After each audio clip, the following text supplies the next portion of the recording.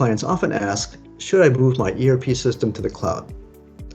The cost of an on-premises deployment is significant in terms of hardware, software, and the people to maintain them.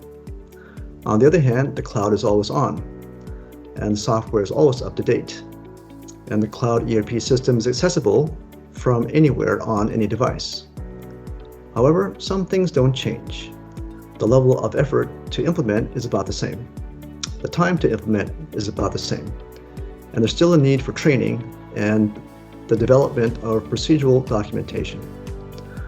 Ultimately, it's a cost-benefit analysis. However, clients seem to end up that the benefit is about the same, the cloud deployment is less expensive, and it's a monthly cost as opposed to upfront.